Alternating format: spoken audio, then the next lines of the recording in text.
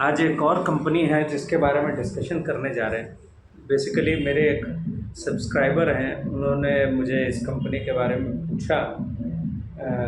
वो शायद इन्वेस्टेड हैं इसमें, तो मैं नहीं इन्वेस्टेड हूँ बेसिकली। मैं पहले ही डिस्क्लेमर क्लियर कर दूँ कि मैं इन्वेस्टेड नहीं हूँ, लेकिन मैं कंपनी को उन्होंने पूछा कि इस बारे में थोड़ा सा आप देख कर बताएँ क्या राय है आपकी। तो मैं इसको एज एन मैंने सोचा एक वीडियो का अपॉर्चुनिटी है और भी सारे लोगों को इस वीडियो के थ्रू पता चलेगा। तो कंपनी का नाम ट्राइडेंट लिमिटेड है। बेसिकली कंपनी 1990 से इनकॉर्पोरेटेड है और कंपनी जो है वो बनाती भी है, ट्रेड भी करती है यार्न में। यार्न माने हुआ वो एक तरीके का क्वालिटी ऑफ धागा होता है। बेसिकली टेक्सटाइल इंडस्ट्री में है कंपनी।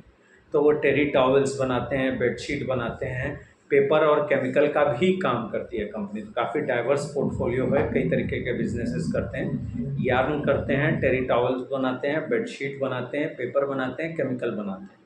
ये 4-5 चीज़ें हैं जो इनका पोर्टफोलियो पूरा बनाती हैं। बेसिकली कंपनी जो है वो, आपको मैं ये बता दूं कि वो बहुत अच्छा करती है और ऑपरेटिंग मार्जिन कंपनी को बाकी अपनी जितने भी उनके पीयर्स, उन्हीं के ग्रुप में जितनी और कंपनियां उनसे ज़्यादा अच्छा मिलता है, ऑपरेटिंग मार्जिन उनको अच्छा मिलता है। और सबसे बड़ा आप ये समझें कि टॉवल कैपेसिटी भी इनके पास सबसे ज़्यादा है, सबसे ज़्यादा मैन्युफैक्चरिंग है, विदेशों में ज़्यादा माल बेचते हैं बेसिकली, और सेकंड लार्जेस्ट एक्सपोर्टर हैं इंडिया से। और इनको जो है कई चीज़ों में इस चीज़ को कहा गया है कि काफ़ी अच्छा है। मेरे ख्याल से शायद इनका जो पीयर टॉप ग्रुप होगा वो शायद वेल्सपन लिविंग बोल के एक कंपनी है, वो शायद टॉप की है मेरे ख्याल से, मैं श्योर नहीं हूँ, तो आप इसको चेकआउट कर लें। लेकिन शायद ये सेकंड नंबर पे आते हैं। तो बेसिकली कंपनी का जो रेवेन्यू आता है उसको मैं आपको समझा दूँ। होम टेक्सटाइल से करीब 57% का रेवेन्यू आता है। होम टेक्सटाइल में क्या हुआ है, बेडशीट बनाते हैं, जो टॉवल्स आती हैं, कुछ मोटी वाली टॉवल्स और कुछ पतली वाली, अलग अलग साइजेस की टॉवल्स बनाते हैं, बेडशीट बनाते हैं, डिफरेंट रेंज की बेडशीट बनाते हैं। बेडशीट में भी कई रेंजेस होंगे, प्रीमियमाइजेशन का चलता है। वहाँ से 57% का रेवेन्यू आता है। 29% का रेवेन्यू इनको यार्न से आता है। बेसिकली ये as a raw material use होता है बेडशीट और ये सब टॉवल वॉवल बनाने का, तो वो भी कंपनी बेचती है। तो बेसिकली कंपनी बैकवर्ड इंटीग्रेटेड है, इसीलिए ऑपरेटिंग मार्जिन कंपनी को ज़्यादा मिलता है। बेसिकली ये यार्न बनाते हैं, यार्न से ही चादर बनाते हैं, यार्न से ही टावल बनाते हैं, तो इसलिए उनको वो जो, क्योंकि वो यार्न भी बनाते हैं तो उसको उनका बेनिफिट मिलता है। साथ ही साथ पेपर और केमिकल से सिर्फ 14% का रेवेन्यू आता है। इनके कुछ ब्रांड्स हैं, मैक्रॉन, जीवा, होम टेक्सटाइल में सॉफ्टवेयर, सॉफ्ट कंफर्ट और होटेलियर बोल के इनके ब्रांड्स हैं, जिसके बेसिस पे, जिनके नाम पर ये बेचते हैं। बेसिकली एक्सपोर्ट पे इनका रेवेन्यू ज़्यादा है। करीब करीब मेरा जो मैंने कहीं देखा था, इनका एक्सपोर्ट करीब 56% है। इनकी सेल का, मैंने 100 रुपये का अगर सेल कर रहे हैं तो 56% बाहर बेच रहे हैं और 44% डोमेस्टिकली होता है, या फिर जो भी है रॉ मटेरियल भी सेल करते हैं। तो मैं उसको नहीं, मैंने ये नहीं कह सकता कि कितना डोमेस्टिक में क्या फ़िगर है। हालांकि डोमेस्टिक में आगे ग्रो करने वाले हैं, उस पर भी मैं बात करूंगा आगे चल के वीडियो में। तो इंड्योर, एपिटोम, मार्वेला, प्रीमियम, ये सारे इनके यार्न में ब्रांड हैं। और पेपर में स्पेक्ट्रा और डिजी ब्रांड और माई चॉइस बोल के ब्रांड्स हैं जो कि ये बनाते हैं। केमिकल्स में ये जिंक सल्फेट, एलूम, डाई बनाते हैं। डिटर्जेंट में जो इस्तेमाल होते हैं वैसे केमिकल्स बनाते हैं, तो स्पेशलाइज्ड केमिकल्स भी बनाती है कंपनी। बेसिकली डाइज में जो यूज़ होता है डिटर्जेंट में होता है। ये हुआ कंपनी का पूरा ओवरऑल स्ट्रक्चर की कंपनी क्या क्या करती है और कैसे कैसे चल रही है। इसकी 2 फैक्ट्रियां हैं, एक बरनाला में है पंजाब में और एक है बुधनी मध्य प्रदेश में। बुधनी में जो इनके यार्न की कैपेसिटी करीब करीब 7,78,000 MMPTA है, माने million, metric million per annum जो है। बाथ लेनिन में 90,000 MTA है। करीब 664 लूम्स हैं। लूम्स क्या होता है मैं बता दूं, क्योंकि बहुत ही बेसिक चीज़ें सब कवर करते चलेंगे तो आपको क्या होगा, बिज़नेस की अंडरस्टैंडिंग होती चलेगी। लूम्स वो होते हैं जिनके थ्रू ये यार्न बनाते हैं। जो सूता या धागा पिरोना शुरू करते हैं तो उसके लिए लूम्स की ज़रूरत पड़ती है। उनको एक साथ रिवॉल्व कर करके बनाया जाता है। तो 664 लूम्स हैं, 90,000 MPTA का कैपेसिटी है। बेड लेनिन में करीब 63 MPTA की कैपेसिटी है 500 लोग हैं। कंपनी के पास अपनी एनर्जी का पूरा जो अंडरस्टैंडिंग है, कंपनी वो जितना भी एनर्जी उनका कंजम्पशन होता है उसका 52% वो खुद के सोलर प्लांट और उन्होंने लगा रखे हैं, जिसके सेल्फ सफिशिएंट है, माने उनको इलेक्ट्रिसिटी बाकी 47% ही इस्तेमाल करनी पड़ती है, बाकी उनका सोलर सेटअप और पूरा एक सिस्टम उन्होंने बैठा रखा है जहाँ से वो इलेक्ट्रिकली इस्तेमाल करते हैं। बेसिकली कंपनी जो है डोमेस्टिक ऑफिस कंपनी के यहाँ इंडिया में, मुंबई में, गुरुग्राम में, कोलकाता में, बेंगलुरु में है, 4 जगहों पे है। इंटरनेशनली इनका जो मेन बिज़नेस आता है वो बेसिकली अमेरिका से आता है, यूके से आता है, और जो एक्सपोर्ट है वो 56% है और डोमेस्टिक 44 है। अब कुछ ब्रांड्स जिनके यहाँ ये अपना माल बेचते हैं, तो अमेरिका में कैसे सेल करते हैं आपको ये समझा। अमेरिका में राल्फ लॉरेन और साथ ही साथ कॉस्टको और वॉलमार्ट, इस तरीके के जो बड़े बड़े सुपरमार्केट, हाइपर मार्केट वहाँ जो हैं उनमें बेसिकली ये बहुत पहले से इंटर कर चुके हैं, वहाँ वो बेच रहे हैं ऑलरेडी ये सारे। वो चादर, टॉवेल्स यहाँ से एक्सपोर्ट करते हैं, इन एक्सपोर्टर्स को देते हैं, वो अपने शोरूम्स में रखकर इसको बेचते हैं। बेसिकली कंपनी का बिज़नेस मॉडल इस तरीके का है कि वो यहाँ से माल बनाकर भेजती है अमेरिका, यूके। और आपको मैं ये भी बताऊं कि यूके के साथ तो ट्रेड डील कंप्लीट हो गई, उम्मीद है कि इसके साथ भी ट्रेड डील अमेरिका के साथ भी कंप्लीट होगी। तो उससे क्या होगा कि कंपनी का जो है वो एक मैकेनिज़्म तैयार हो जाएगा। अब ख़ास बात ये है, कंपनी का जो ऑपरेटिंग मार्जिन मैं देख रहा था बेसिकली वो बढ़िया था। कंपनी का ऑपरेटिंग मार्जिन तो बढ़ रहा है लेकिन सेल नहीं बढ़ रही, ठीक है। इस बार अब कंपनी का जो एक गाइडेंस है वो ये कह रहे हैं कि हम एक्सपोर्ट मार्केट के साथ साथ डोमेस्टिक मार्केट पे भी ध्यान देना चाहते हैं, और अगले 3 सालों में करीब करीब यहाँ 10,000 आउटलेट्स पे अपने प्रोडक्ट को अवेलेबल करेंगे। माने अगले 3 साल में 10,000 आउटलेट्स खोलेंगे, ऐसा उनका प्लान है। उस पर वो कैपेक्स कर रहे हैं। बेसिकली कंपनी की प्रॉब्लम, मुझे जो अंदर का डिटेल नहीं पता चल पाया है, उसका कारण ये था कंपनी कोई कॉन कॉल नहीं करती है। कंपनी कोई कॉन कॉल का कोई सिस्टम नहीं है कंपनी का। कंपनी अगर कॉन कॉल करती तो ज़्यादा डिटेल समझ में आता कि बिज़नेस को कैसे ऑपरेट कर रहे हैं या क्या कर रहे हैं, वो कहाँ तक पहुँचे हुए हैं, आगे का गाइडेंस मिलता। तो कंपनी ने एक रफली एक एस्टिमेट दिया कि 3 साल में डोमेस्टिक का सेल बढ़ाएंगे।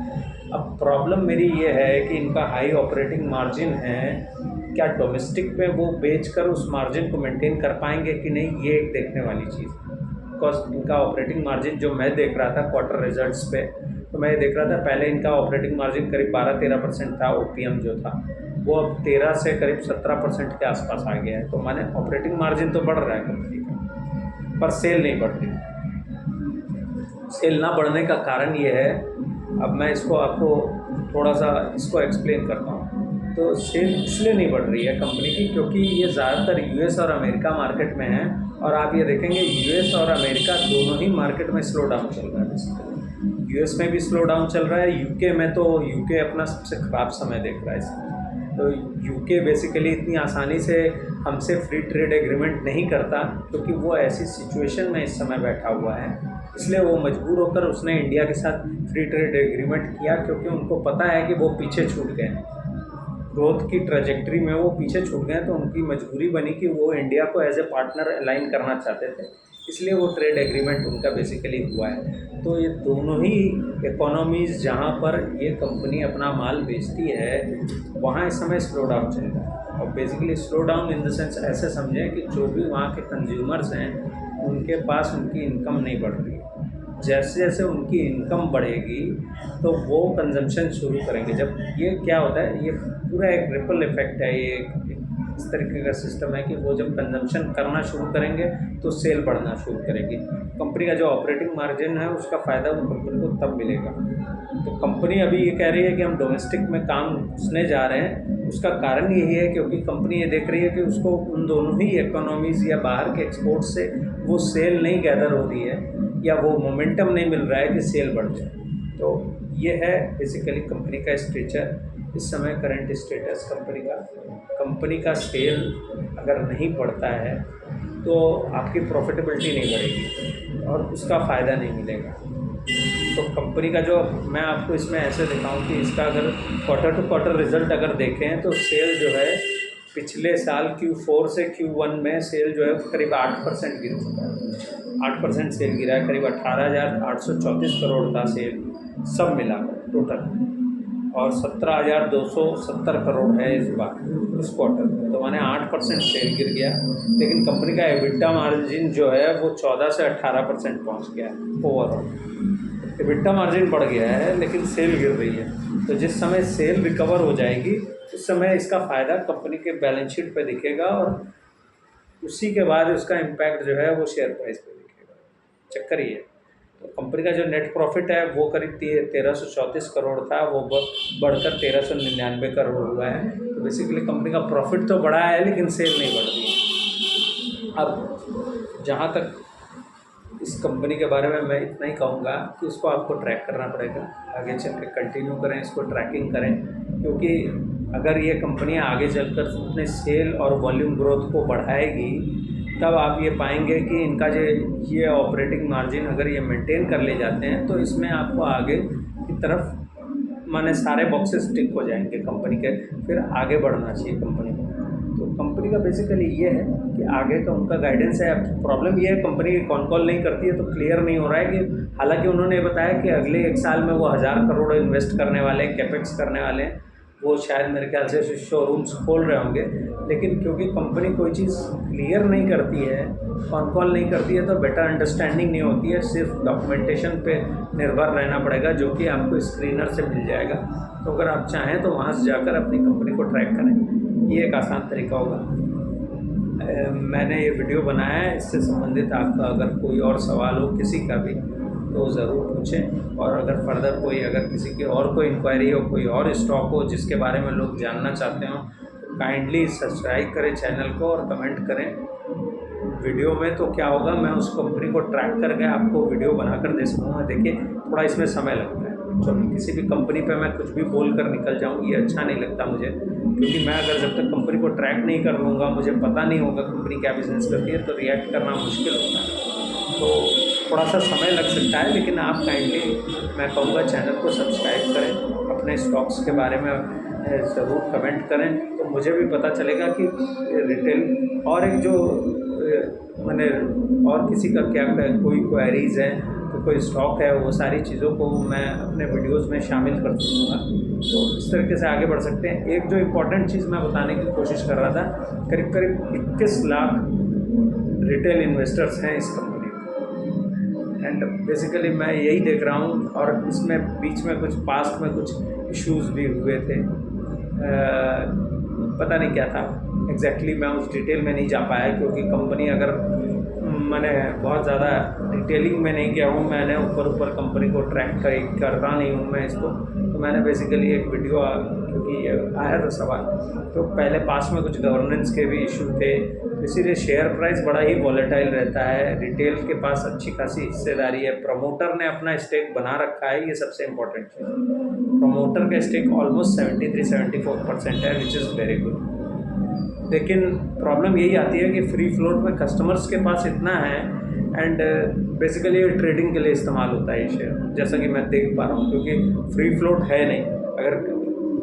अगर आप देखें तो माने लोग इसमें ट्रेडिंग करके निकल जाते हैं बेसिकली, और कंपनी कुछ ऐसा खास कुछ ग्रोथ दिखा भी नहीं रही है कि कोई स्टिक करे। तो ये सारी बहुत सारे फैक्टरिंग होते हैं, बहुत सारी चीज़ें होती हैं जिसकी वजह से ऐसा है। तो बाकी और भी कोई आपका अगर सवाल हो तो ज़रूर कमेंट करें, चैनल पर सब्सक्राइब करें। Thank you so much.